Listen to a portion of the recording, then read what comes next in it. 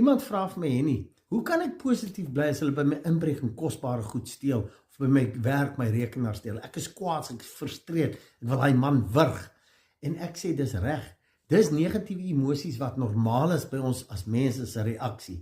Maar jy moet onthou, elke emosie wat jy akkommodeer, is 'n frekwensie wat jy uitstuur wat net vra vir nog.